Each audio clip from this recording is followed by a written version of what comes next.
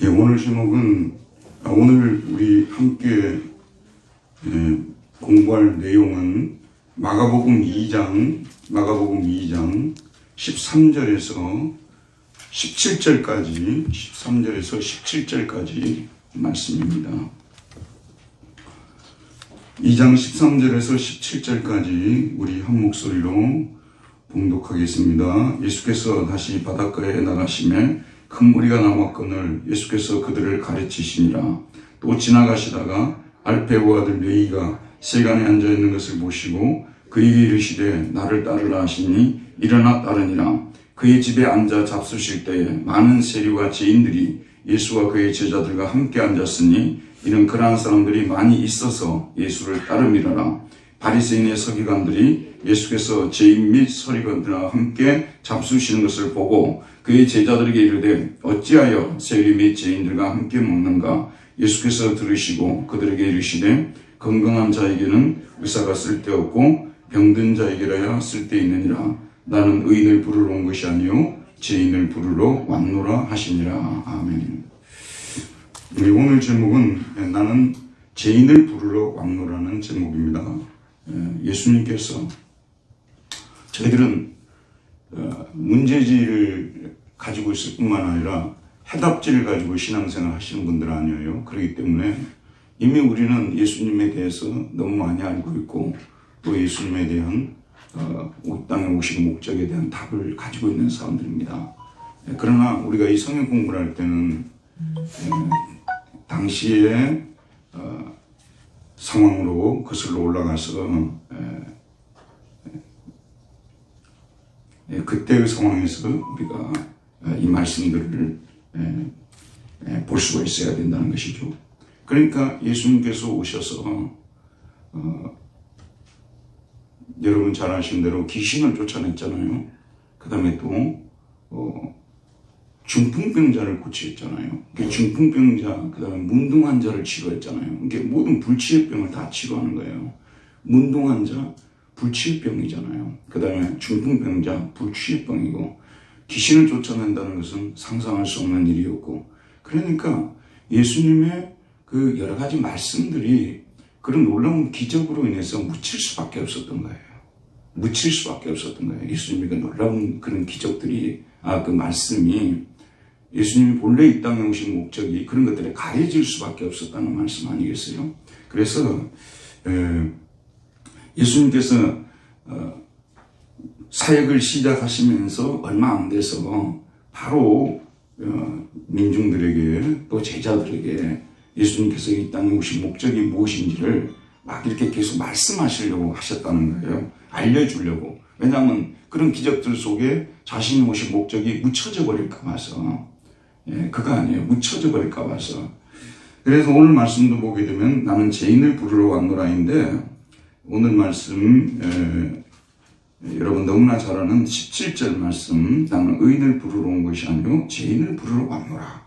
주님께서 이 땅에 오신 목적을 분명히 합니다. 그 앞부분에 2장 10절에서도 중풍병자 고치는 데서도 예수님께서 이미 자신이 이 땅에 오신 목적을 분명히 말씀하셨죠. 그러나 인자가 땅에서 죄를 사하는 권세가 있는 줄 너희로 알게 하려 하노라. 인자가 이 땅에서 죄를 사하는 권세가 있는 줄 아노라. 여기 10절에서는 의인을 부르러 온 것이 아니라 죄인을 부르러 왔노라. 예수님께서 이 땅에 오신 목적을 분명하게 알리신다는 그런 말씀이죠.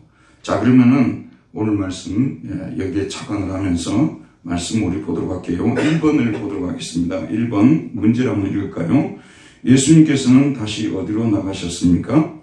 거기에 어떤 무리가 그에게로 나왔습니까? 예수님께서는 그 무리에게 무슨 일을 하시기 시작하십니까? 13절을 한번 보도록 할게요. 13절입니다. 예수께서 다시 바닷가에 나가시면 큰 무리가 남았거늘 예수께서 그들을 가르치시니라. 여기 보면 예수님께서 다시 어디로 나가셨어요? 예수님께서 다시 바닷가로 나가셨잖아요. 바닷가로. 근데 여러분 좀 성경을 보실 때 우리가 좀 주목하고 생각하면서 봐야 될 부분이 예수님께서 주로 다니시는 그 루트 있잖아요. 그걸 보면 로드맵이라고 할까요? 그걸 보면 주로 예수님께서 어디로 가셨습니까? 제자를 삼고 그럴 때는 바닷가로 가시고, 그 다음에 또 기도하실 때는 주로 한적한 곳으로 가시고, 그 다음에 또 가난한 자들의 집에 또 이렇게 들어가는 경우들도 나오시고, 그러나 뭐 아시는 대로 뭐 헤롯이 살고 있는 그런 궁전에 갔다든지, 또는 뭐 상류층 사람들이 있는 그런 어떤 연애 장소에 가셨다든지, 그런 경우는 거의 나오지 않죠. 근데 예수님께서 다니시는 곳을 보게 되면은 여기도 지금 바닷가에, 첫째는 바닷가로 간 이유가 뭐겠습니까? 사람들이 거기에 많이 모여 있어요. 왜냐하면 거기 갈릴리 바다가 있으니까, 고기 잡는 사람들이 많이 있으니까 사람들이 거기에 많이 있는 거예요. 그 다음에 그 사람들이 거기 바닷가에 모여 있는 사람들은 대체로 보게 되면 그 주류가 아니고 비주류라고 볼 수가 있는 분들이고, 좀 소외되고 버림받은 사람들이다, 이렇게 우리가 말할 수 있는 그런 곳이 아니겠습니까? 예수님께서 주로 그런 곳으로 가셨다는 거, 어디로 다니셨느냐, 매우 중요한 포인트입니다. 어디로 다니셨는가? 여러분, 우리가 소득이 높아지고요, 소득이 높아지잖아요. 그러면 이제 생활의 환경이 나아지잖아요. 그럼 클래스 변동이 우리에게 오잖아요. 일부러 그렇게 하려고 하지 않아도 클래스 변동이 옵니다. 첫째는 만나는 사람들이 달라지고요. 만나는 사람들이 달라지고, 그보다 먼저 얼굴의 때깔이 달라지잖아요. 그 다음에 만나는 사람들이 달라지게 되고, 그 다음에 가는 곳이 달라져요.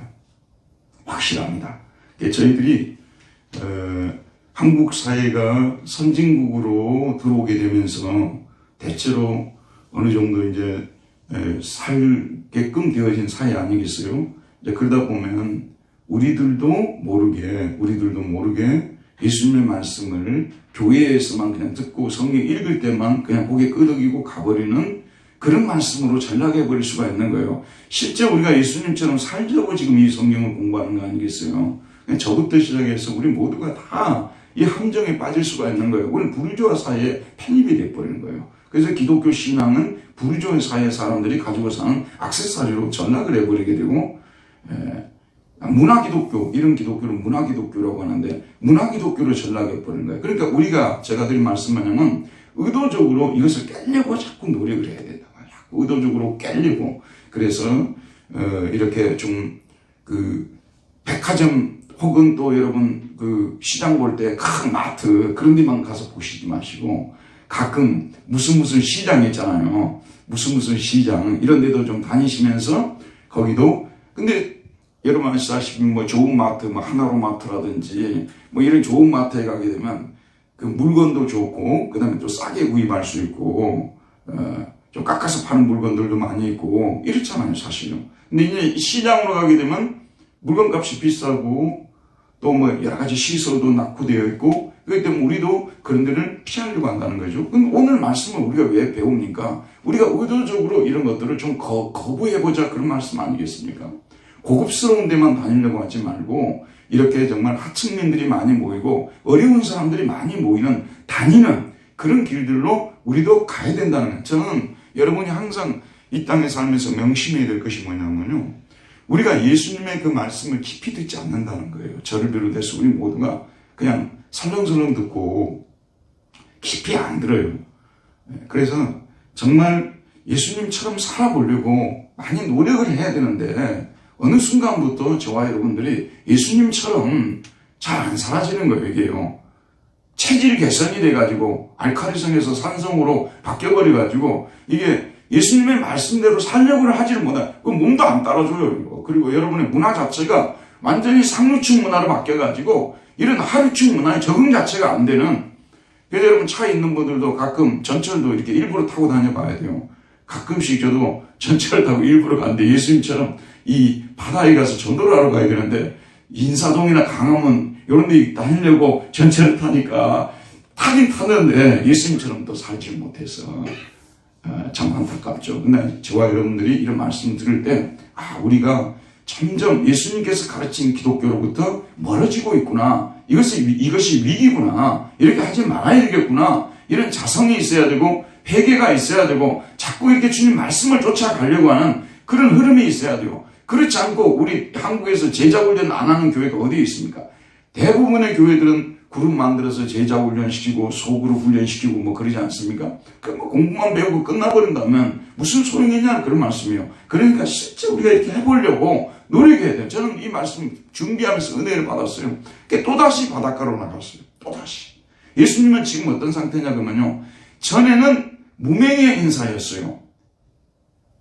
나사렛 출신의 무명의 한 사람이었잖아요. 예수라는 사람. 지금은 스타의 반열에 올라서 수많은 사람들이 따라다니는 그런 상황이 있지 않습니까? 그러니까 지금 상류층으로 진입해야 되는데 예수님께서는 도리어 바닷가로 어부들이 있고 거기에 세리들이 있고 사회에 버림받은 사람들, 욕얻어먹는 사람들 이런 사람들이 살고 있는 그런 곳으로 가셨다는 것이 우리에게 큰 도전이 됩니다. 거기에 어떤 무리가 그에게로 나왔습니까? 거기로 갔는데 거기에 어떤 무리가요? 큰 무리라고 되어 있는데 이 오클로스라는 히라보 단어가 있어요. 오클로스. 이 오클로스가 뭐냐면 민중이라고 번역을 했어요. 민중. 그래서 안병무 한신대 전 교수는 이 민중 오클로스 이걸 가지고 민중신학이라는 말을 만들어냈잖아요. 이 오클로스가 민중이에요. 근데 앞에가 뭐냐면 파스가 붙어 있어요. 영어로 every예요. 그러니까 모든 민중들이 그러니까 그 가버나움에 사는 말하자면 좀 그 중산층 이상 빼고 하루 벌어서 하루 먹고 사는 아주 고달프게 살아가는 그런 사람들을 민중이라고 했잖아요. 그런 사람들이 지금 여기에 다 큰 무리라고 번역했는데 모든 민중이 집합을 했어요. 이게 예수님께서 들어보세요. 매달 며칠날 강화문에서 모인다는 그런 공지를 하신 것이 없어요. 예수님께서 모이라고 하신 적도 없고 그런데 예수님의 인기가 초절정이었죠. 그래서 그 가버나움에 사는 갈릴리에 사는 그 수많은 민중들이 예수님께로 지금 모여드는 이런 상황이 지금 말하고 있습니다. 자, 그런 상황에서 그 무리에게 무슨 일을 하시기 시작하십니까? 예수님께서 오늘 말씀 보면 그들을 가르치시니라. 영어로 began to teach라고 했어요. 가르치기 시작했다는 거예요. 카이 에디다스켄 아우투스라고 하는데 예수님께서 여기 카이는 영어로요 엔드로 번역할 수 있고 벗으로도 번역할 수 있고 순적으로도 번역하고 역적으로도 번역할 수 있어요. 그래서 카이를 여기서는 그러나 지금 이 민중들은 무슨 목적으로 왔을까요? 뭘 위해서 왔을까요? 병고침 받고 또 귀신 쫓아내주고 현실적인 여러 가지 필요를 해결하기 위해서 예수님께로 나온 거 아니에요? 골치 아픈 문제를 해결하기 위해서 예수님께로 나왔어요. 지금 현재 이들이 바라는 것은 현실적인 문제들, 지금 내가 직면하고 있는 골칫거리들을 해결해주는 거기에 지금 이 사람들이 초점이 맞춰져 있을 거 아니에요? 그러나 예수님께서는 그들을 가르치기 시작하셨다. 예수님이 이 땅에 오셔서 하신 사역 중에서 가장 중요한 사역이 설교하고 가르치는 것이라고 제가 여러 번 말씀드렸잖아요. 천국이 어떤 나라인가? 천국에 들어가려면 우리가 어떻게 해야 될 것이냐? 천국 백성은 어떻게 살아갈 것이냐? 그게 예수님의 목적이에요. 자주 말씀드립니다만 순서가 바뀌면 안 되겠잖아요. 건강해졌어요. 병고침 받고 귀신 쫓겨나가서 건강해졌어요. 그렇다 하더라도 천국에 대해서 관심이 없으면 그 모든 도움이 무슨 소용이 있겠습니까? 여러분도 지금 현재 한번 가만히 생각해 보시기 바랍니다. 내가 이렇게 천국 복음을 듣고 예수님은 나의 구주로 영접했고 주님의 말씀을 듣고 살아가는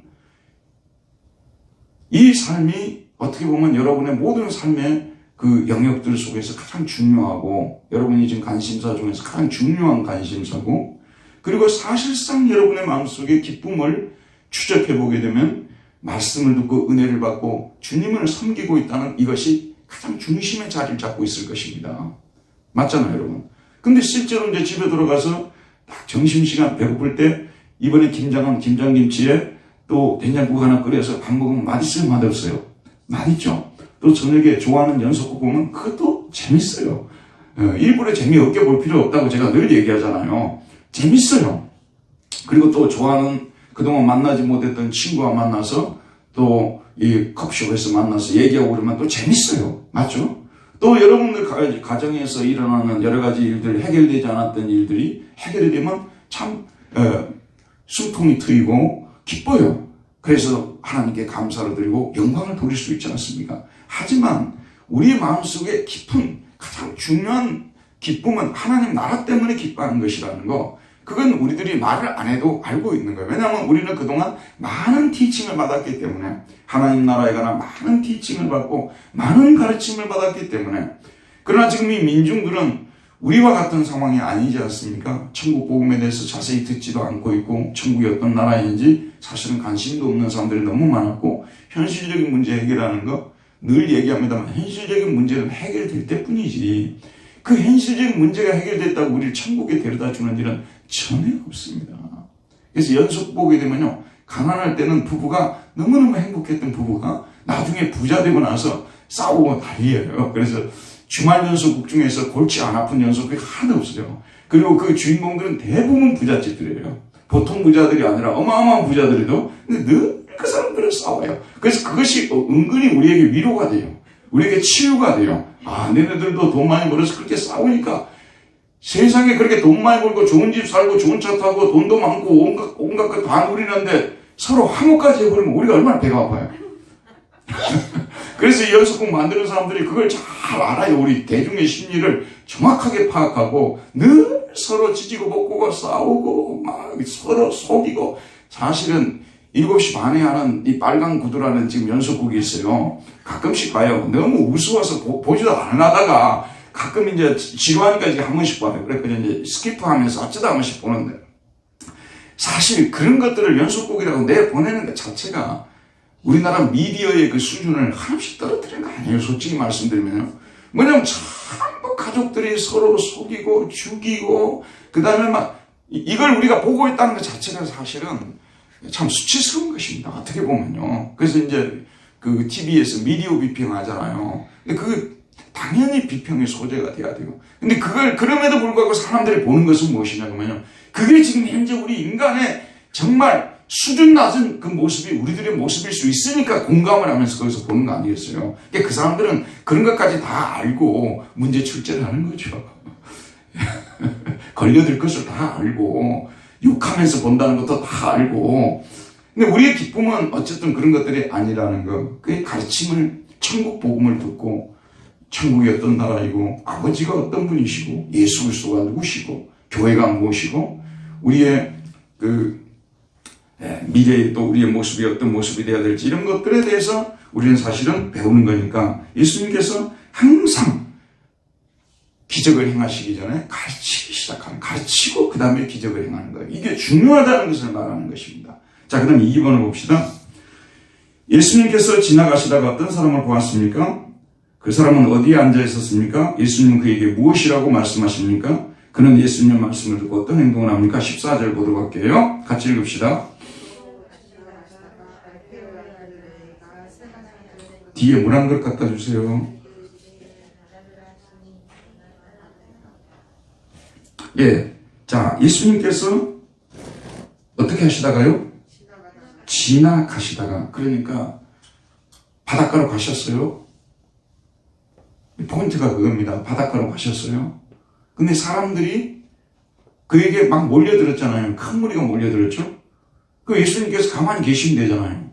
지금 예수님께서 여기 오신 목적이 무엇입니까? 제자를 지금 삼기 위해서 오신 거거든요. 지난번처럼 제자를 삼기 위해서 오셨어요. 그러니까 예수님은 지금 현재 이 큰 무리 가운데 어떤 사람을 지금 찾으려고 하는 겁니까? 지금 내 일을 찾으려고 사실 하는 거예요. 그래서 가만히 계시지 않고 지나가시다가 이리저리 다니셨다는 말씀 아니겠어요? 우리 교회가 참 이런 말씀을 들으면 무엇보다도 찔림을 받고 무엇보다도 큰 은혜를 받는 사람이 저 자신이거든요. 솔직히 어느 정도 교회가 규모가 잡히고요, 어느 정도 이제 교회가 안정되고 그러면은 움직이지 않는 교회로 전락해버릴 수가 있어요. 가만히 있어도 사람들이 오니까 굳이 움직일 필요가 없죠. 굳이 전도할 필요가 없죠. 굳이 이리저리 다닐 필요가 없죠. 저부터 그래요. 저부터요. 그래서 제가 이 말씀을 지금 여러분에게 가르치지만 제가 준비하면서 제일 먼저 은혜를 받는 거예요. 근데 예수님은 그렇게 하시지 않으셨어요. 그럼 제가 예수님과 비교해서 지혜와 능력에 있어서 신분에 있어서 비교가 됩니까? 예수님은 주인이시고 나는 종이잖아요. 그렇기 때문에 제가 더 많이 움직여야 되는 거예요. 어떻게 보면요. 제가 더 많이 움직이고 제가 더 많이 다니고 그래야 되는데 예수님은 이 땅에 계실 때 제자를 삼기 위해서 가르치시고 또 사람들 속으로 들어가시고 또 이렇게 전도하시고 이러시는 거예요. 어느 정도 교회가 안정이 되게 되면 다 오기만을 기다리고 움직이지 않는 교회로 전락해버릴 수가 있는 거예요. 그래서 이 전도 있지 않습니까? 전도. 정말 지금 시대는 1930년도에 여러분 지금 우리나라에서 제일 큰 교단이 어떤 교단이냐면 장로교단이에요. 장로교단. 그 다음 두 번째 큰 교단이 감리교예요. 감리교. 그리고 언더우드가 아펜젤레가 1885년에 재물포항으로 들어왔잖아요. 이게 들어온 순서대로 되는 거예요. 그래갖고 아펜젤레는 그 당시에 결혼을 했어요. 언더우드는 총각이었고요. 그리고 아펜젤레가 이제 오니까 막 이게 갑신정변이 일어나가지고 난리가 났어, 나라가요.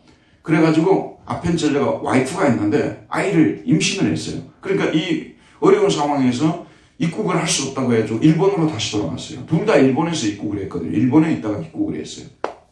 그러니까 지금 제일 먼저 장로교가 들어갔잖아요. 그게 장로가 제일 큰 거예요. 그럼 두 번째 들어온 데가 감리교 아니에요? 그 다음 그분이 6월에 이화여대 만드신 스크랜톤, 미세스 스크랜톤하고 그 다음에 이제 상동교회에서 오신 스크랜톤하고 이제 어머니와 아들이 와이프와 함께 들어오게 된 거예요. 그래서 이제 감리교가 두 번째로 들어온 거죠. 두 번째 감리교. 그 다음에 세 번째는 성결교라는 데는 진짜 일본에서 성결교는 원래 들어왔어요. 일본에서 말하자면 전도 열심히 하는 걸로 유명했던 데가 성결교예요. 근데 이 성결교가 이제 한국에 들어와가지고 일본 선교사님들이 들어와서 전도를 했죠.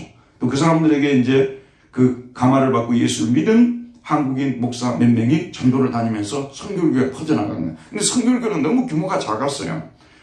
1930년대 들어오기 전까지만 해도 감리교는 적어도 한 2만 5천, 그 다음에 장로교는 20만 명 이렇게 가버리고 성결교는 2천 명, 3천 명 이랬어요.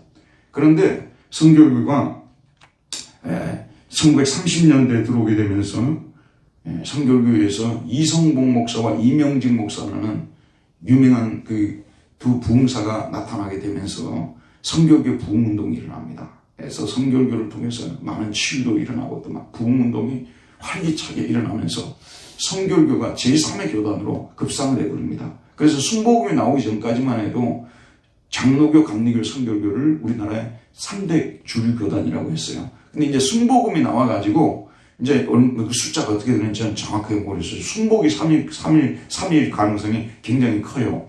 근데 어쨌든 이 앉아있는 기독교가 아니라 이렇게 밖에 나가서 전도를 해야 되는데 이 전도 그 당시에 이명직 목사, 내가 이 얘기하려고 여기까지 끌어왔는데, 이명직 목사가 성결교라는 이름을 만든 사람이 그 전까지만 해도 성결교가 아니었어요. 근데 이 성결교라는 이름을 처음으로 만든 사람이 이명직 목사고 제1대 총회장이에요. 성결교 총회장이신데, 이분이 그 당시 했던 얘기가 뭐냐면, 이런 얘기를 해요. 우리가 그 당시는,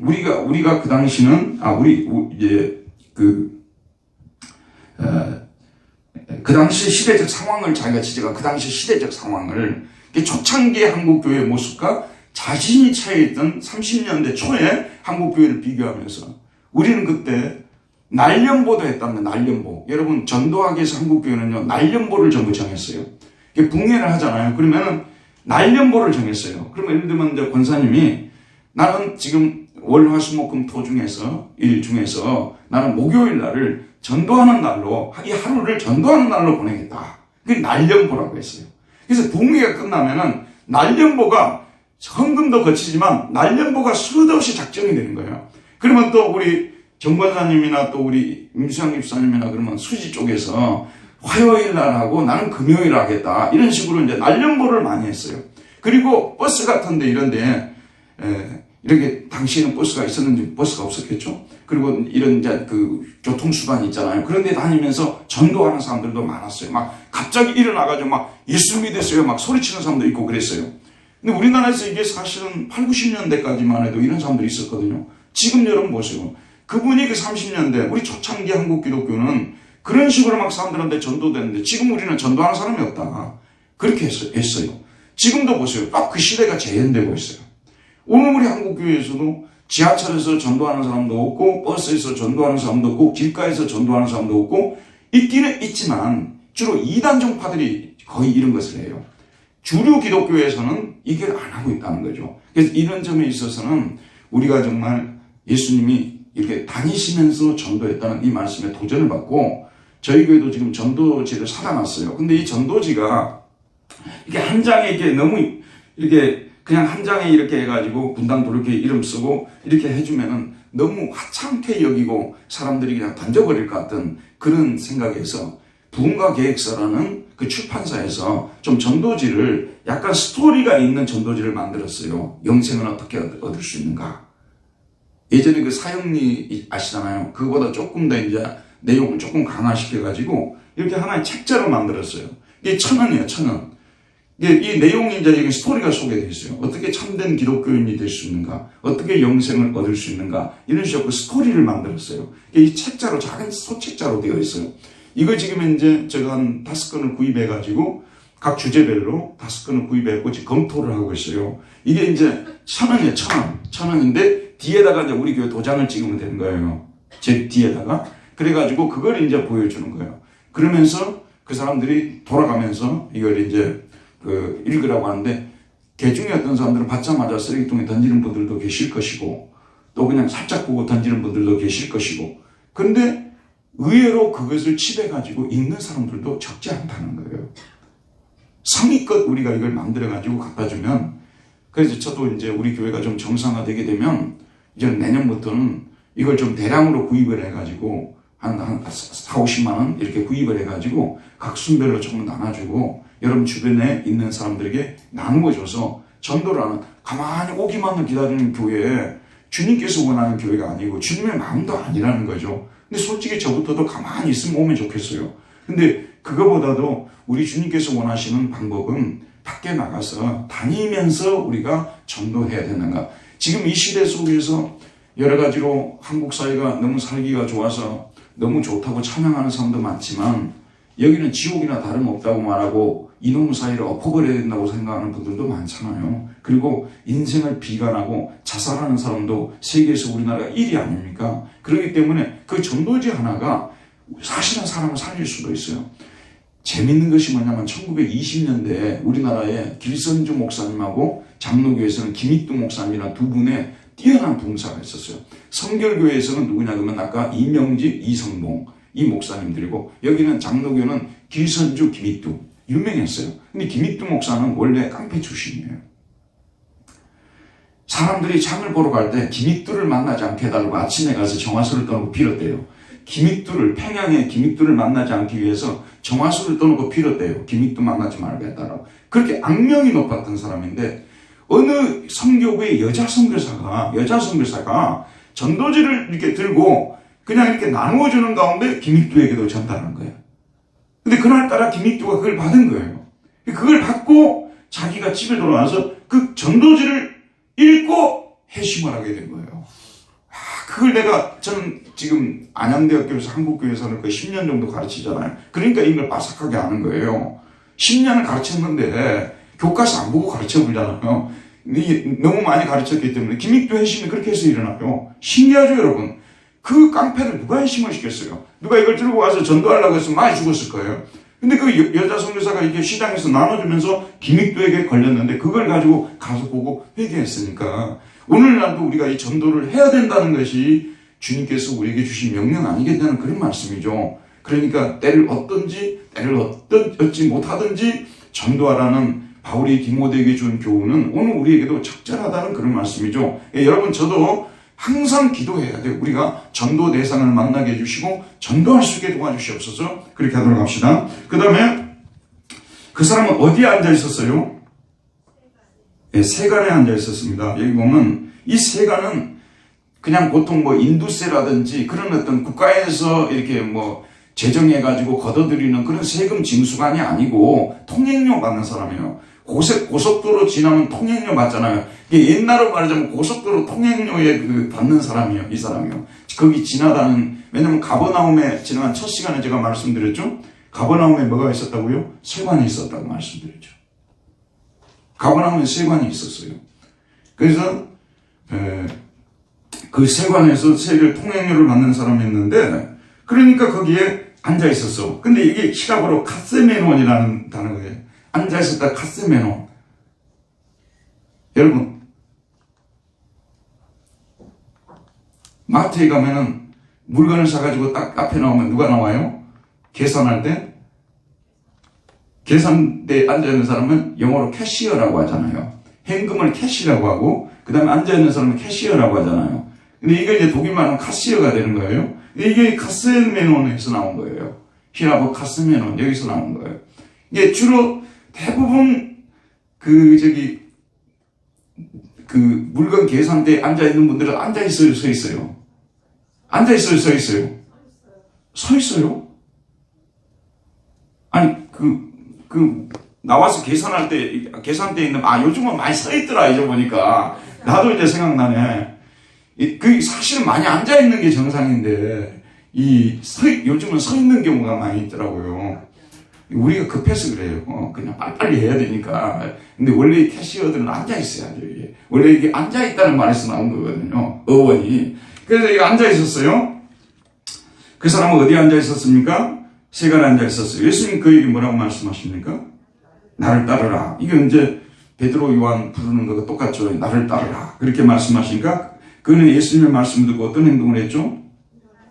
일어난 후에 그를 따라갔다. 여기서 일어났다고 되어 있는데 그 앞부분에 보게 되면 모든 것을 버려두고라고 많이 나오잖아요. 근데 일어났다는 말하고 버려두었다는 말하고 사실은 똑같은 말이에요.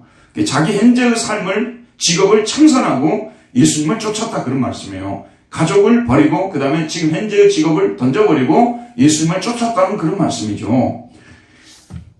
이렇게 똑같은 일이 벌어지고 있습니다. 제자를 삼는 이 일. 그러니까 예수님은, 자, 저를 보세요. 아주 바쁜 일정들 속에서도 수많은 무리가 그를 따르는 그 속에서도 천국에 관한 말씀 전하는 것과 제자 삼는 것. 여기에 딱 초점이 있었어요. 우리 인생도 복잡하게 여러분 얽히고 설켜 있지만 간단하게 생각하세요. 우리가 이 땅에 존재하는 것은 천국 복음을 배우고 그 복음의 은혜를 누리고 그리고 우리가 천국을 사람들에게 전파하는 이 일을 위해서 나는 존재한다. 가장 간단하게 말씀드리면 이렇게 여러분들의 인생을 딱 요약해서 살아가게 되면 나머지 것들은 다 이 지금 인생의 근본 목적, 핵심 목적을 중심으로 돌고 있는 것이다. 이렇게 생각하면 사실은 우리 인생이 그 돛을 던져놓은 배와 같이 폭풍 속에서도 안전하게 된다는 그런 말씀이죠. 그 다음에요. 3번 문제 읽읍시다.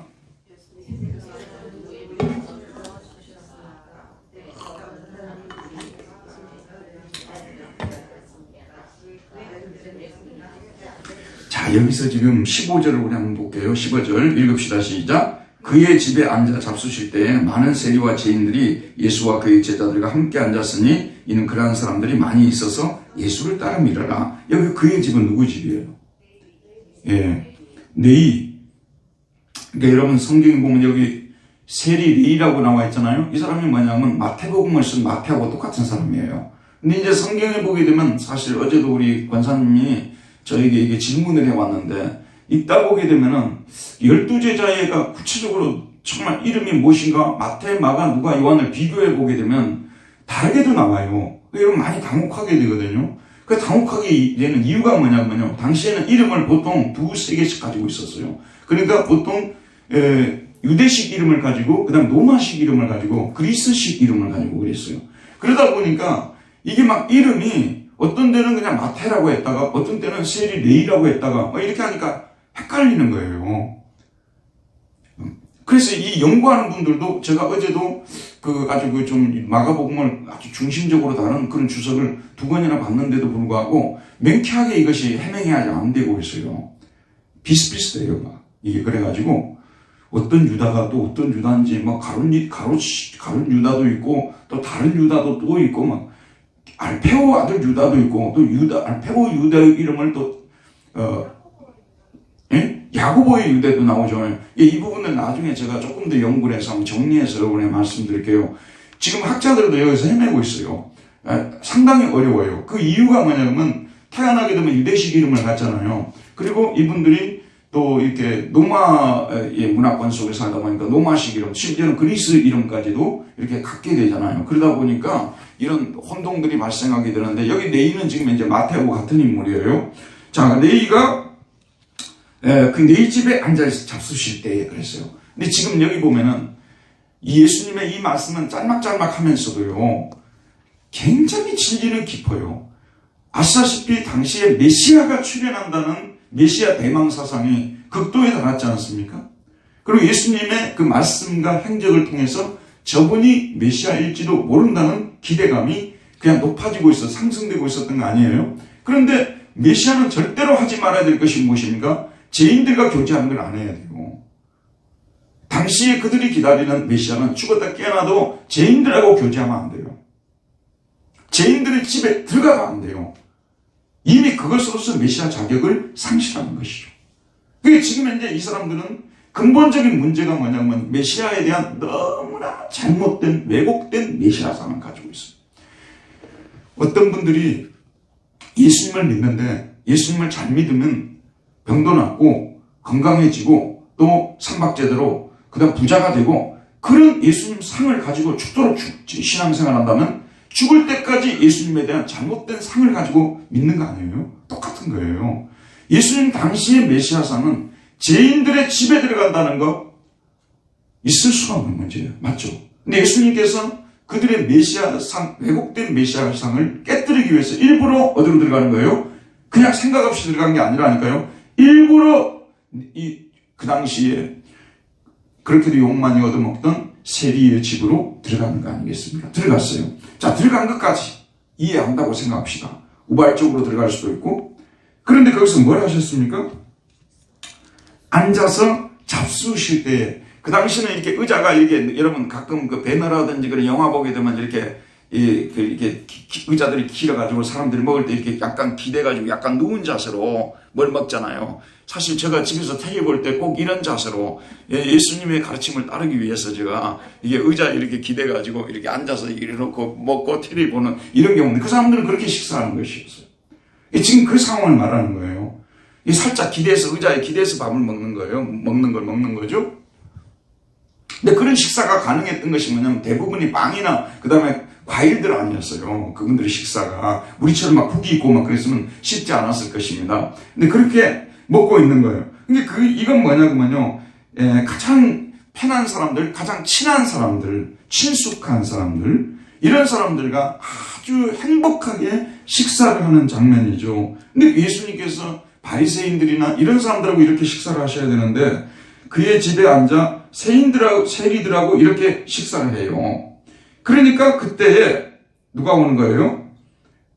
누가 왔어요? 많은 세리와 죄인들이 예수와 그의 제자들과 함께 앉았으니 이 예수님의 메시아와 함께 앉을 수 있는 자격을 여기 죄인과 세리들은 전혀 확보하지 못한 사람들이죠.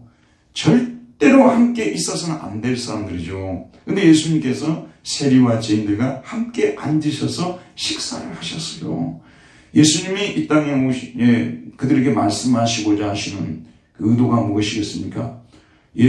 구약에서 말씀하신 그 메시아는 원래 모습이 이런 모습이었다는 것이고, 그리고 또 한 가지는 뭐죠? 천국이 바로 이런 곳이다. 죄인들을 초청해서 이 세상에 버림받은 사람들, 소외된 사람들을 초청해서 그들과 함께 식사를 하는 곳이 천국이다. 예수님께서 이것을 의도적으로 말씀하시기 위해서 거기에 세리와 죄인들과 함께 식사를 하고 있다는 것을 우리는 보게 되면서, 여러분이 이제 나중에 우리가 하늘나라에 가서 이제 우리들이 봐야 될 사람들 있잖아요. 만날 사람들을 보게 되면 깜짝 놀랄 경우들이 많아요. 세상에서 저 사람은 천국에 와 있을 것이다 하는 사람들 중에서 많은 사람들이 보이지 않을 것이고, 또 저런 사람들이 어떻게 천국에 들어왔나 했던 그런 사람들 중에서 많은 사람들이 거기에 들어와 있을 것이고 충격을 받을 날이 우리에게도 올 것입니다. 그래서 천국이 바로 이런 곳이라는, 전혀 생각지 못했던 이런 사람들은 절대로 들어올 수 없다는, 바로 그런 사람들이 들어와서 하나님과 먼저 믿는 성도들과 교제하는 그곳이 천국이다. 그럼 우리 교회가 천국 같은 교회가 된다 했을 때는 세상에서 요거도 먹고 또 세상에서 버림받고 세상에서 소외된 그런 사람들이 들어와서 우리가 그들을 따스하게 맞이해서 그들과 함께 식탁 교제를 하는 그런 교회, 이런 교회가 사실은 어떤 교회라는 거죠? 천국 같은 교회다, 이렇게 말할 수가 있겠죠. 그렇기 때문에 우리가 어려운 이웃을 돌보는 이것은 우리 교회가 해야 될 매우 중요한 일이 되어야 된다는 말씀인 것입니다.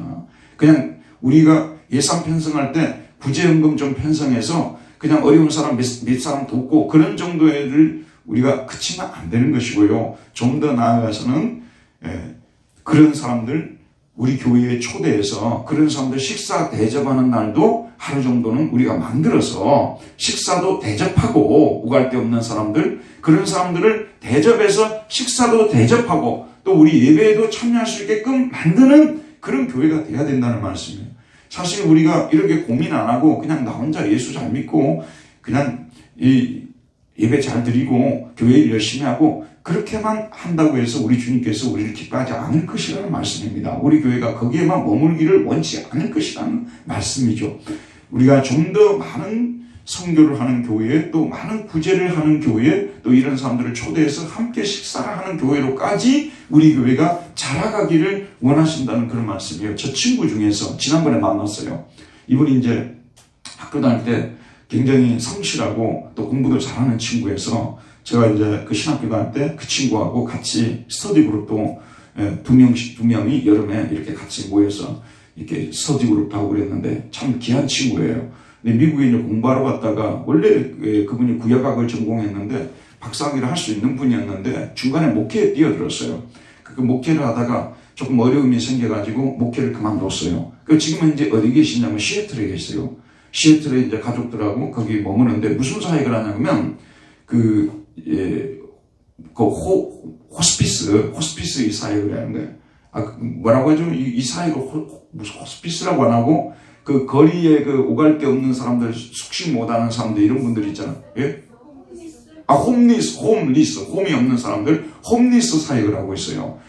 근데 그 친구가 홈리스 사역을 지금 상당히 오랫동안 하고 있고, 이게 내가 옛날에 이제 그 페이스북을 통해서 그 사람을, 그 친구를 발견하게 됐어요. 그래서 내가, 너 그 호스피스 사역, 홈리스 사역 하는데, 너 얼마나 힘드냐고, 내가 작은 돈이라도 좀 보낼게 하고 이제 했어요. 나 한 20만 원이라도 보내려고. 그렇게 했는데 전혀 보낼 필요가 없다는 걸 저보고요. 전혀 보낼 필요가 없고 미국에서도 그 교회들이 너무 많이 협조를 한다는 거. 그래갖고 이 오가니제이션, 이 큰 이 조직이 된 거예요. 그래갖고 이분이 지금 우리 목사님이 총무를 맡고 있어요. 2명이 총무를 맡고 있는데, 근데 그 홈리스 조직을 창설하신 분은 뭐냐면 여자분이에요. 여자 목사님이세요. 그분이 창설하셨고 이분이 그 일을 해요. 그러니까 계속 그 페이스북 같은 데 올리는데 이분들이 하는 일이 뭐냐면요, 침낭을 여러 개를 구입을 해요. 그래서 이제 겨울에 잠을 못 자는 분들이 너무 많잖아요. 그러니까 침낭을 그들에게 제공하는 거예요. 그 다음에 또 목욕을 못 해가지고 병에 걸리는 사람들이 많잖아요. 그럼 그 사람들을 먼저 접촉을 해가지고 이제 모텔 같은 데로 데려가서 싹 이렇게 씻겨가지고 그 다음에 준비한 옷을 다 입히는 거예요. 그 다음에 이제 이분들이 병이 생겼다든지 그러면 병원에 데려가서 치료를 해주고, 그걸 이제 이게 아주 조직적으로 해요. 그러니까 거기에 그 협조하는 교회들이 상당히 많대요. 그 캐나다 쪽이라든지 미국 쪽에서. 그래가지고 이분이 이번에 제가 만났거든요. 이번에 만났고 2번이나 만났는데 시애틀 오면은 이제 같이 교제하고, 또 저도 이제 시애틀 가면 직접 이제 같이 한번 따라가 보고 싶고요. 그러는데 사실 이런 일들이 교회가 해야 될 일이에요. 지금 우리가 성탄절이 다가오고 있지 않습니까? 성탄절이 다가오고 있는데 실제로 전철 같은 데 가면은 거기서 신문 펴놓고 자는 분들도 많이 계시고 그러잖아요. 지금 이 공간복음을 우리가 보게 되면요, 이 바울 서신을 보잖아요. 바울 서신은 굉장히 뭐냐면 교회에 집중이 돼 있어요. 교회의 비밀, 어떻게 해서 교회가 태어났고, 바울 서신은 교리라든지 교회라든지 여기에 많이 집중이 돼요. 제가 지금 예배 소설을 강의하잖아요. 근데 거기에 많이 집중이 돼 있어요. 그런데 이 복음서를 보게 되면 예수님의 그 삶에 대해서 많이 조명을 하고 있어요. 그래서 이 두 가지를 같이 가져야 돼요. 어느 한 가지만 같이 가면 잘못된 기독교가 돼요. 뭐 교리가 무슨 필요가 있고 교회가 무슨 필요가 있냐, 착한 일만 하면 되지, 이래버리게 되면은 상당히 기독교 본질에서 빗나가 버리는 거 이해가죠? 그리고 또 우리가 교회만 우리가 집착을 하고 교회 밖의 세상이라든지 이런 죽어가는 사람들, 신음하고 고통당하는 사람들에 대해서 예면해버리게 되면 우린 또 역시 주님의 말씀을 절반만 따르는 것이요. 이해가죠? 그러니까 사복음서와 이 바울 서신이 함께 가르쳐져야 되고, 그리고 함께 우리가 받아들이는 영성을 가져야 돼요. 그래야만 바른 영성이 되는 것입니다. 아무리 우리가 예수를 똑바로 믿어도요, 저부터 마찬가지예요. 그래서 저는 여러분들에게 이런 말씀 드릴 수 있는데, 어쩌다 보니까 제가 페이스북에 뛰어들었어요. 그러다 보니까 많은 선교사님들을 만나게 된 거예요. 그리고 많은 지방에서 교회하는 분들, 이런 분들 하다 보니까 성령의 인도하심 가운데서 그런 사역에 조금이라도 동참할 수 있다는 것 자체가 그나마 여러분들한테 부끄러움 없이 설교할 수 있는 부분이에요. 그러니까 아무것도 안 하고 어떻게 제가 여러분 앞에 서가지고 설교를 할 수가 있겠습니까? 여러분, 가난한 자를 돌아보지 않고요, 이 땅에 소외된 자를 전에 돌아보지 않는 영성은요, 바른 영성이 아닌 것입니다. 그래서 오늘 이런 말씀을 마가복음 공부를 통해서 우리가 이런 부분에 도전을 받아서 전도도 열심히 하고, 그리고 또 이와 같은 이런 사람들을 초청해서 함께 식사도 하고, 심지어는 예수님께서 뭐라고 말씀하시냐면요, 이번에 내가 식사를 초대했는데 다음에 그 사람이 나를 초대해서 식사를 초대할 사람은 식사 같이 하지 마라 그랬어요. 내가 초대를 했는데 저 사람은 다시는 나를 초대할 수 없는 사람하고 만나서 식사를 하라고 했어요. 이해가죠? 그래서 여러분들이 제가 다음에 식사 초대를 할 줄 알고 저를 초대하는 줄 안 하는 줄 내가 믿고 있어요. 근데 우리의 초대는 대부분 그렇잖아요. 내가 한번 초대하면 좀 이따 저 사람은 또 나를 초대할 것이다 생각을 하잖아요.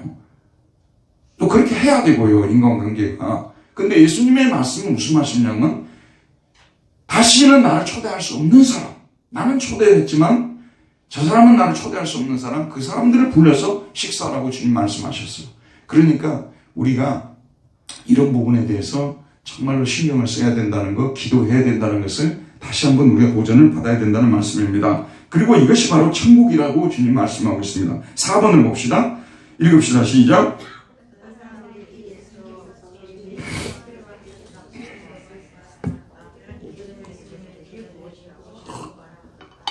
16절. 바리새인의 서기관들이 예수께서 죄인 및 세리들과 함께 잡수시는 것을 보고 그의 제자들에게 이르되 어찌하여 세리 및 제이들과 함께 먹는가?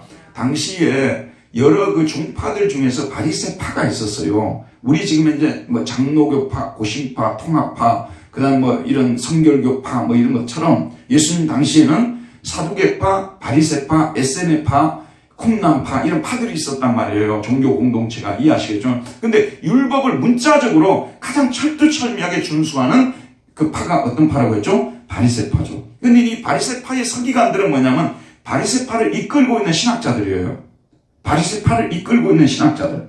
그러니까 이 사람들은 얼마나 철두철미했겠어요. 근데 이 사람들의 머릿속에서는 절대로 메시아는 뭐죠? 의인들은 죄인들과 교제를 해서는 안 된다는 철칙을 가지고 있었어요. 이 사람들에게서는 신앙의 공리예요, 공리. 삼각형의 내각의 합이 180도다. 이걸 공리라고 하잖아요. 어떤 상황에서 바뀔 수 없는 원칙이죠. 원리 원칙. 뭐냐면 의인들은 절대로 죄인들과 교제할 수 없다. 더군다나 메시아는 절대로 죄인들과 교제할 수 없다는 이런 원칙을 가지고 있는 사람들이거든요. 근데 그 사람들이 볼 때는 충격적인 일이 일어나게 된 거예요. 어떤 일이 일어나게 된 것입니까? 예수께서 소위 메시아일지도 모르고 사람들이 따라다니는 예수께서 죄인 및 세리들과 함께 잡수신다는 거, 이거 그들과 식사를 함께 한다는 거 있을 수 없는 문제예요. 있을 수 없는 문제. 한때 1930년대에요. 우리나라 기독교가 어떤 상태에 있었냐면 이거는 송창근 목사님이라고 평양에 당시에 주기철 목사님이 심호하고 계시던 산정현 교회가 있었어요. 여러분 들어보셨죠? 원래 평양에서 제일 큰 교회가 장대현 교회예요. 그 김익두 목사님이 거기서 목회했어요. 장대현 교회에서 갈라져 나온 교회만 해도 한 500교회가 될 정도로 큰 교회였어요. 근데 이제 그 중에 하나가 산정현 교회예요. 근데 산정현 교회가 커져버렸어요. 그래서 평양에서 가장 유명한 교회가 이제는 산정현 교회가 됐어요. 그래서 그 산정현 교회는 여러분 조만식 장로님 아시죠? 조만식 장로님이라든지 그 민족 지도자들, 그런 사람들이 산정현 교회를 엄청 많이 다녔어요. 제일 유명한 교회가 산정현 교회가 됐던 거예요. 근데 그 당시에 20년대 후반으로 들어서면서 어떤 생각이 교회 안에서 자리 잡기 시작했냐면, 이 교인들이 세상 사람들은 속된 사람들하고 상대를 안 해버렸어요. 이강수, 춘원 이강수 있잖아요. 이강수가 신문에 기고를 했어요. 교인들은 자기 자신들만 깨끗하다고 말하고 세상 사람 다 더럽다고 말하고 교제도 안 하고 상대도 안 한다고 하면서 교회 이기주의에 대해서 막 비판하는 글을 올렸어요. 근데 산정현 교회 목사였던 송창근 목사가 자기가 그 교회 가보니까 똑같은 일이 벌어지고 있는 거예요. 목회자를 목회자로 대우하지도 않고 머슴처럼 대하고 가르치려고만 하고, 그게 그 잡지에 나오는 글이에요. 30년대 그렇게 교회가 병들어 버린 거예요. 그래서 이 세상 사람들하고는 접촉 자체를 안 해버린 거예요. 물론 혼인을 금하는 것은 말할 것도 없고요. 물론 그거는 근거가 있는 거죠. 신명기에 그렇게 말씀하셨으니까. 하지만 일체의 세상 사람들과 접촉을 안 해버리는 거예요. 왜냐하면 저 사람들은 다 더러운 사람들이기 때문에. 이해가죠. 근데 그것이 얼른 보게 되면 교회의 거룩성, 예수님의 거룩성을 쫓기 위해서 그런 것이 아니라 소위 율법주의에 빠져버린 거예요. 바리새인들처럼 되어버린 거죠. 그래서 그 당시에 그 목사님이 부임해 보니까 그런 모습이어서 이 송 목사님이 막 거기에 대해서 속에서 막 그냥 불만을 토로하는 그런 글들을 막 잡지에 싣고 그런 것이 실렸거든요. 여러분 잘 들어보시기 바랍니다. 이런 생각이 한동안 우리 한국교회에서도 상당히 이게 우리 한국교회에 강했어요. 그래서 믿는 자는 믿지 않는 사람들 일체 접촉하지 말아야 되고, 우리만 거룩한 사람들이고 우리끼리만 교제해야 되고, 이런 것들이 굉장히 강했어요. 영락교회가 북한에서 내려와가지고 이제 부산으로 내려갔잖아요. 그 다음에 이제 서울로 올라왔잖아요. 그래서 지금 영락교회가 한동안은 제일 큰 교회였잖아요. 그런데 그 영락교회 그 한경진 목사님 시임하실 때 그분은 뭐 한국의 성자라 할 정도로 훌륭하신 분이시지만, 당시 영락교회도 이런 거에 빠져가지고 콩나물 하나만 사더라도 영락교회 교인집으로 가서 사야 돼요. 여러분 김사만 목사님 아시죠? 명성교회요. 그 교회 성도들이 뭐라고 한 줄 아십니까? 어떤 사람이 와서 개업을 해야 된대요. 그러면 명성교회 나오라고 딱 이야기한대요. 안 나오면 망할 것이라고. 근데 진짜 안 나오면 망해요. 왜 그러냐면 그 주변에 사람들이 다 명성교회 사람들이기 때문에 그 콩나물 사는 데 있어서도 그 교회 성도들에게 가버리기 때문에 이쪽 콩나물집은 망하게 돼 있는 거예요. 그러니까 수없이 많은 사람들이 장사하기 위해서라도 명성교회에 몰려드니까 그 큰 교회가 된 거예요. 여러분들 이런 모습들이 교회의 모습이거든요. 제가 아는 지금 이제 평촌 있잖아요. 평촌에 가면 큰 교회가 하나 있어요. 그 교회는 문화사업을 엄청나게 해요. 문화사업을. 예를 들어 클라리넷 있잖아요. 클라리넷도 교회에서 가르쳐요. 무료로 가르쳐요. 예컨대. 그럼 옆에 클라리넷 교습소 하는 사람들은 어떻게 되는 거야? 안 믿는 사람들은. 그걸로 인해서 수많은 사람들 끌어모았어요. 실제로요. 근데 그런 사람들이 진실한 기독교인이 될 수 있는가? 질문해 봐야 돼요.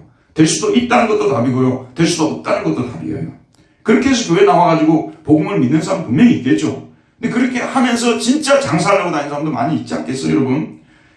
죄송합니다만 우리가 이런 말씀을 잘 드려야 되는 거예요. 우리 속에도 교회 밖에 있는 사람들, 예수 안 믿는 사람들은 속한 사람들이고 우리는 그들과 교제하지 말아야 된다는 어떤 율법주의가 우리 안에도 자리를 잡을 수 있다는 거.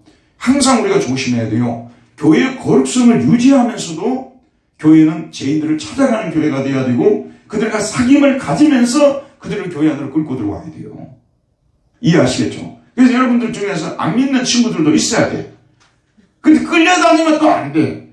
안 믿는 친구 있는데 끝까지 또 끌려다니는 분들도 많더라고요.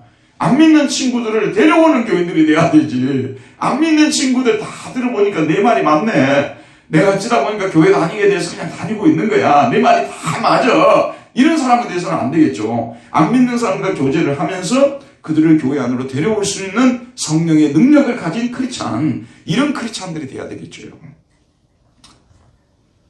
예수님이 세상의 죄인들을 구하러 오셨는데 소위 거룩하다는 사람들만 만나고 다니셨으면 어떻게 전도가 됐겠습니까? 어떻게 죄인들이 구원받을 기회가 되었겠습니까? 예수님이 세리의 집에도 들어갔다고 하니까 수많은 세리들이 그날이 해방 기념일이 됐을 거예요. 우리에게도 구원의 길이 열렸다. 우리도 천국 가는 길이 우리에게도 열렸다 하면서 막 만세를 불렀을 거예요. 네이어 집에 들어갔잖아요. 예수님이 안 들어가시고 거리에서 네이에게 전도했던 것과 그 집에 들어가서 식사를 했다는 것은 어마어마하게 다른 거예요. 이해가죠? 그래 얼마나 많은 사람들이 만세를 불렀겠어요, 여러분. 얼마나 많은 사람들이 만세를 불렀겠어요. 그래서 오늘 이 말씀이 그냥 우리가 대충 이렇게 읽고 그냥 이렇게 내용 파악하고 갈 말씀이 아니고요. 그 가히 혁명적이에요. 레볼루셔너리한 거예요. 이거는 정말 혁명적입니다. 어느 누구도 상상할 수 없었죠. 어떻게 세상을 구원할 메시아, 유대민족을 구원할 메시아가 죄인들의 집에 들어가서 그들과 함께 식사를 할 수 있느냐. 충격을 받을 정도로 충격적인 행동을 한 것입니다. 그런데 예수님은 오직 한 마음 아니겠어요? 어떻게 해서든지 죄인들을 하나님께로 이끌고자 하는 그 마음. 우리 마음이 사실 우리 기독교는 마음의 성전을 만들고 마음 속에서 이루어지는 것이 돼야 돼요. 생각이 있고 의식이 있는 기독교인들이 돼야 되는 거예요. 의식이 있는 기독교인들이 돼야 되는 거예요. 교회 다니는 사람들이 전두환이 같은 사람을 갖다가 교회 다니는 사람들이 그분들도 참 좋은 일 한 것이 많고 이렇게 접근을 해버리게 되면 어떻게 되는 거냐 그런 말씀 아니겠어요? 적어도 우리가 어떤 정치 당파를 떠나서 수많은 억울한 사람들을 죽음에 쳐놓은 그런 사람들이 사회법에 의해서 이 처벌을 당하지 않고 고의 목숨을 유지하다가 자연사를 한다는 것 자체도 문제 제기를 할 수 있는 그리스도인들은 돼야 되거든요. 그런 정도도 안 되는 그 사람을 찬양하는 사람들이 되어져 버리면 어떻게 되겠습니까? 참 안타깝죠. 근데 어쨌든 오늘 우리 예수님은 혁명적인 일을 하신 거예요. 저와 여러분도요, 이런 혁명적인 말씀을 묵상을 해야 돼요. 그래서 우리도 예수 안 믿는 사람들에게 들어가서 그들과 함께 식사를 하고 그들과 함께 교제를 하면서 그들을 주님께로 끌어내올 수 있는 그런 능력을 달라고 기도해야 되고요. 그런 인격을 달라고 기도해야 되고 우리가 그들에게 항상 또 본을 보이게 해달라고 기도해야 돼요. 이것이 올바른 기독교예요. 우리끼리만 모여가지고 개토 기독교라고 하잖아요. 우리끼리만 모여가지고 거룩한 교회에 막 외치면서 세상과 접촉을 하지 않고 세상 속으로 들어가서 죄인들을 끄집어내오지 않는 이런 기독교, 이것도 역시 병든 기독교라는 걸 우리는 다시 한번 생각해야 되는 것입니다. 이제 마지막 문제 풀도록 하겠습니다. 5번입니까? 예, 읽읍시다. 예수님께서 그들이 하는 말을 들으시고 무엇이라고 말씀하십니까? 그 다음에 6번까지 읽읍시다. 예수님은 그들에게 자신이 이 땅에 오신 목적이 무엇이라고 말씀하십니까? 자, 17절 읽읍시다. 예수께서 들으시고 그들에게 이르시되 건강한 자에게는 의사가 쓸데없고 병든 자에게나 쓸데있느니라. 나는 의인을 부르러 온 것이 아니요 죄인을 부르러 왔느라. 예수님께서는 그 당시에 돌아다니던 속담을 인용하고 있는 거예요. 그 속담 중에 하나가 뭐냐면 병든 자가 의사가 필요하지 건강한 자는 의사가 필요 없다. 이게 그 당시 돌아다니는 속담이었어요. 예수님은 그걸 적절하게 끄집어 오시는 거예요. 그래서 우리말로 번역할 때는 건강한 자에게는 의사가 쓸데없고 병든 자에게는 쓸데있느니라 이렇게 되어 있는데 이 원문 성경에서는 건강한 자들은 의사를 결코 필요로 하지 않는다. 어떤 건강한 자가 의사를 필요로 하겠어요. 그 다음에 병든 자들, 카코스 에콘테스, 나쁜 것들을 가진 자들, 소위 병든 자들이죠. 의사를 절실하게 필요로 한다. 이렇게 되어 있어요. 우리말 번역할 때 건강한 자에게는 의사가 쓸데없고 병든 자에게는 쓸데있느니라 이런 속담이 있단 말이에요. 이와 마찬가지로 나는 누구를 부르러 왔다는 거예요? 의인을 부르러 온 것이 아니라 죄인을 부르러 왔다는 것입니다. 여기서 디카이우스, 의인들을 카네산, 나는 의인들을 부르러 온 것이 결코 아니었다는 것이죠. 그리고 누구를요? 하마르토루스, 죄인들을 부르러 왔다. 이것이 내가 온 목적이다. 앞에서는 뭐냐 그러면 중풍병자 고친 데에서는 내가 죄를 용서해주는 권세를 가지고 있는 사람과 이 땅에서도 내가 죄를 용서해 줄 수 있다. 이걸 말씀하셨고 오늘 이 말씀에서는 내가 이 땅에 오신 목적이 의인을 부르러 온 것이 아니라 죄인을 부르러 왔다는 거. 바울도 이 사실을 잘 몰랐어요. 철저히 바리새주의에 찌들려져 가지고 청년 바울도 똑같은 생각을 하고 있었잖아요. 나중에 보니까 예수님이 죄인을 부르러 왔다는 사실을 알게 되고 심지어는 자기가 뭐라고 하냐면 나는 죄인들 중에 우두머리다. 이렇게까지 바뀌어버렸지 않습니까? 신앙의 그 능력은 무엇이냐면 사람을 바꾸는 거예요. 저 사람이 교회를 다니든지 예수님을 믿더니 사람이 바뀌어버렸다. 사람이 바뀌었다는 것은 뭐냐면 가치관이 바뀌어버렸다는 거예요. 세계관, 인생관, 삶의 목적, 왜 사는지 이런 것들이 다 바뀌어버렸어요. 옛날에는 그런 사람이 아니었어요. 근데 만나보니까 너무나 많이 바뀌어버렸어요. 이거 아니겠습니까? 지금도 여러분 의인을 부르러 왔다고 생각하고 죄인들을 멀리하고 죄인들을 피하고 죄인들을 정죄하고 그래서 세상 사람들과 접촉을 하지 않으니 그래서 나는 술, 담배 있잖아요. 이것이 나의 건강을 지키는 데 있어서는 술을 마시지 않고 담배를 피우지 않는 것은 너무나도 이거는 나의 건강을 지키기 위해서 아니겠어요? 이거는 너무나도 우리가 열심히 추구해야 될 부분이에요. 술 마셔봤자 건강 해치는 것이니까 담배 피워봤자 건강 해치는 거잖아요. 그리고 그런 것들이 동료들에게 역시 이웃들에게 피해를 주는 것이니까 하지 말아야 되잖아요. 저도 가끔 어디 가게 되면 담배 냄새가 막 더 있으면 제가 목회자가 바로 그 자리에 내가 오해해요. 우리 교인들이 나중에 나 담배 피운다 오해하면 어쩌지? 왜냐면 거기 좀 있다 보면 이게 담배가 이게 매이잖아요. 담배 냄새가 교회에 딱 들어오는데 목사님 이 옷에서 담배 냄새 확 나면 야 이거 목사님도 살짝 담배 피우는 거 아니야? 이런 생각을 하게 된다니까요. 여러분 그래서 이 담배 피우는 사람들은 옆에 사람들에게 큰 피해를 주는 거예요. 자기 건강은 자기가 해치면 좋지만 옆에 사람들 해치지 말아야 되잖아요. 근데 우리 이웃사랑의 관점에서 우리는 이 담배를 피우지 말아야 되겠죠. 그러나 들어보십시오 여러분. 그러나 우리가 사실은 접촉해야 될 사람들이 뭐냐면 대부분 술, 담배 하는 사람들이에요. 우리가 접촉해야 될 사람들은 대부분 술, 담배 하는 사람들이잖아요. 그러니까 뭐냐면 우리를 위해서는 또 우리가 이웃에 피해를 주지 않기 위해서는 술, 담배를 하지 말아야 되지만 복음을 전하기 위해서는 술, 담배 오히려 하는 사람들을 찾아가야 된다니까요. 그리고 술, 담배 열심히 하는 사람 중에서 크게 나쁜 사람들이 없어요. 오히려 안 믿는 사람들 중에서 술도 안 마시고 담배도 안 피우는 사람들이 사실은 더 힘든 사람들일 수 있어요. 이거는 제가 그냥 개연성으로 이야기하는 거지 정답은 전혀 아니죠. 사람마다 다르니까요. 그러니까 술, 담배 하는 사람들에게 우리가 가야 된다니까요. 그 사람들을 만나야 되는 거예요. 그래서 그 사람들이 담배 피워주는 것도 참아줘야 되고 술 마시는 것도 우리가 따라주고 우리는 안 마시더라도 따라주고 이거 해야 되는 거예요.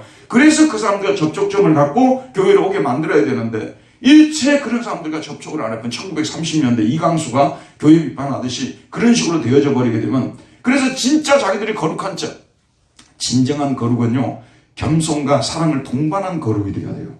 겸손과 사랑을 동반하지 않고 한 그런 거룩은요 진짜 피하고 싶은 거룩이에요. 아주 사람들이 싫어하는 대명사들이 그런 사람들이에요. 긍휼도 없어요. 이웃에 대한 배려도 없고 사랑도 없고요. 자기들만 거룩하다는 거예요. 여러분 그런 거룩은 진짜 우리가 버려야 될 거룩이에요. 그건 예수님이 가르친 거룩이 아니에요. 우리는 우리 자신의 향기와 우리의 거룩을 유지하면서도 죄인들을 찾아가서 그들을 이 거룩의 냄새로 그들을 오히려 압도하고 그들을 이끌어올 수 있는 그런 사람들이 되어야 된다는 것입니다. 오늘 우리가 말씀 공부를 여러분 이 복음서를 수십 번 읽어본 사람들 아니에요? 심지어 수백 번 읽어본 사람들도 있을 것입니다. 그러나 우리가 복음서에 예수님이 가르친 그 말씀대로 사느냐의 문제로 들어가게 되면 우리에게 허점이 엄청나게 많다는 거예요. 그래서 우리도 모르게 언젠가부터는 바리새파 교인들로 우리가 전락해버려가지고 우리끼리 모여서 거룩을 외치고 있는 사입이 거룩한 거룩의 일 쫓는 그런 신앙인들로 머무를 수 있으니까 오늘 저와 여러분 이 말씀 모두가 다 똑같이 해당하는 겁니다. 모두가 다 똑같이 우리가 도전을 받고 우리 예수님이 의인을 부르러 온 것이 아니라 죄인을 불러 회개시키러 오셨다는 이 말씀을 기억하면서 날마다 기도 속에서 그것을 표현해야 돼요. 날마다 우리가 기도 속에 표현해야 되고 날마다 우리 주변에 어려운 사람들이 있는가 기억하게 하소서 도울 수 있는 길을 열어주시옵소서 늘 우리가 힘써야 되고 애쓰고 힘쓰고 그렇게 신앙생활해야 소위 말해서 은혜가 있는 크리스찬이 되는 것이지 그렇지 않고 대충 그냥 하던 대로 신앙생활 하면은 습관적으로 신앙생활을 하게 되면 우리가 주님을 쫓는 신앙인들이 아니라 그냥 내 신앙으로 뭔가를 유익을 추구하는 그런 신앙인들로 전락할 수 있다는 사실을 생각하고 도전받는 저와 여러분 되기를 바랍니다. 은혜로우신 하나님 오늘도 말씀으로 우리를 깨우치시고 우리 예수님께서 이 땅에 오신 목적이 무엇인지를 생각하는 저희들이 되게 해주시고 우리도 예수님의 발자취를 쫓아갈 수 있도록 도와주시옵소서. 예수님의 이름으로 기도하였습니다. 아멘. 우리 하나님께 영광의 박수 올려드립시다. 감사합니다.